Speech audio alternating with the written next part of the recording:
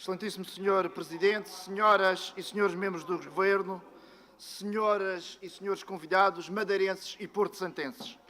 Mais do que uma evocação, comemorar Abril é defender a liberdade e a democracia, cujos valores enfrentam desafios e ameaças, não apenas em Portugal, mas um pouco por todo o mundo.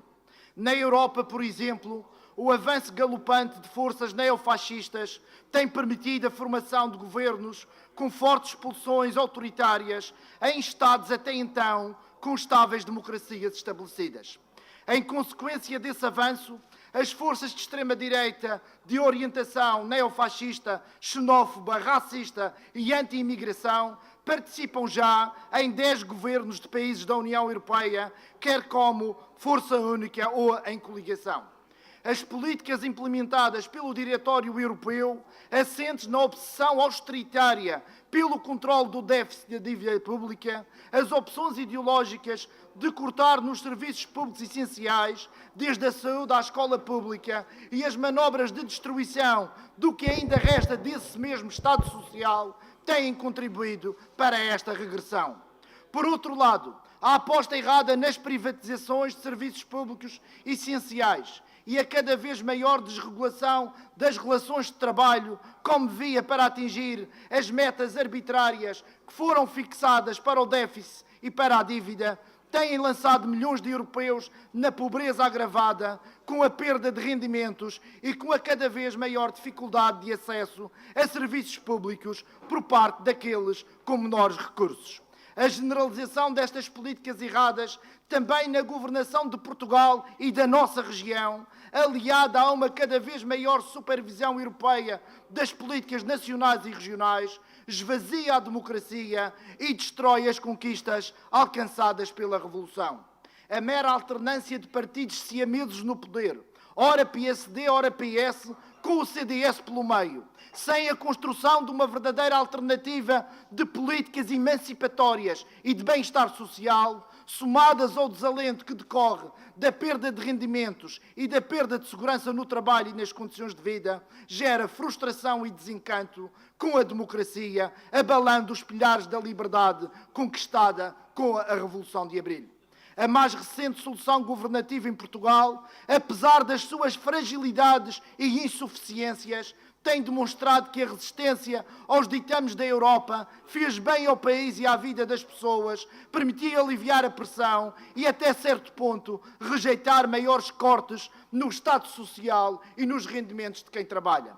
Se podemos retirar uma ilação desta experiência governativa, é que ela pode e deve ser ampliada, levando muito mais longe a implementação de políticas que rejeita a via recessiva de cortes cegos enquanto estratégia de equilíbrio das contas públicas. Esta opção tem tido consequências dramáticas, já por cá experimentadas com a imposição do Programa de Ajustamento Financeiro, que teve como resultado o empobrecimento da maioria que trabalha e a concentração da riqueza numa autêntica casta de meia dúzia de privilegiados.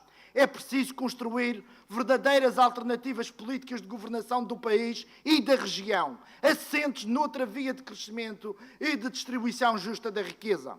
A concentração da riqueza é a concentração do poder, e esse é um perigo para a democracia e para a liberdade. Senhores membros do Governo Regional, Vossas Excelências têm-nos justificado as privatizações de tudo e mais alguma coisa e as concessões de serviços públicos à privataria como a melhor opção para a região que ajudaria na alavancagem do nosso crescimento económico.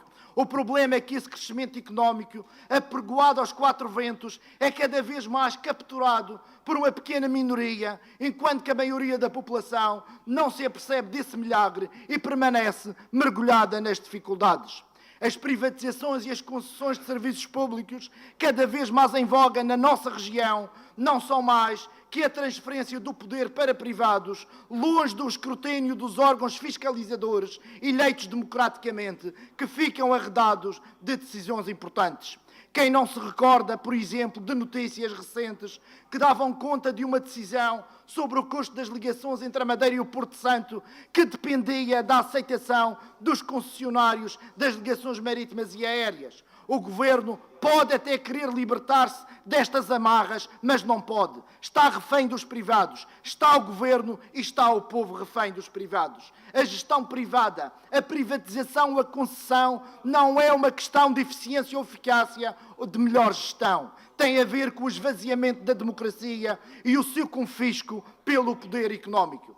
Senhor Presidente, senhoras e senhores deputados, senhoras e senhores membros do Governo, madeirenses e porto-santenses, 45 anos são envolvidos desde a Revolução de Abril. 4 décadas e meia depois, a luta contra a pobreza, que em finais de 2017 colocava em risco cerca de 27% dos nossos conterrâneos, está longe de ser ganha. Não se pode admitir que numa região que se orgulha da alegada pujança da sua economia, ainda tenhamos tantos idosos em situação de risco de pobreza, mais de metade dos desempregados sem acesso a qualquer tipo de subsídio e tantos trabalhadores com vencimentos ao nível do salário mínimo.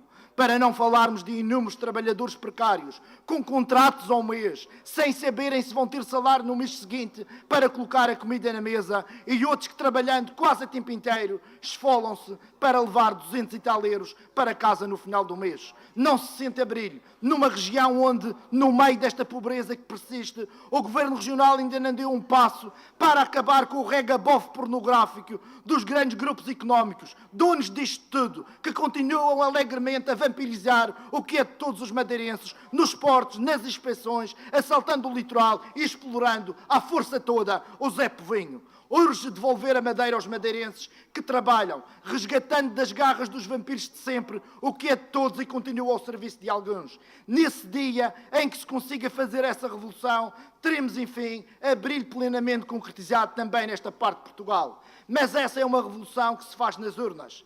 E neste ano de 2019, caros madeirenses e porto-santenses, é possível operar essa revolução nos atos eleitorais que se avizinham. É preciso acabar com o regabof governativo dos últimos 40 anos, dando força a quem faça diferente e não se contente com uma mera alternância de políticas para que tudo fique na mesma. É possível criar na região uma verdadeira alternativa de governo à esquerda, que liberta de maiorias absolutas, obriga à formação de um governo apoiado por várias forças comprometidas com a defesa dos trabalhadores e do povo e com o combate à exploração e ao empobrecimento.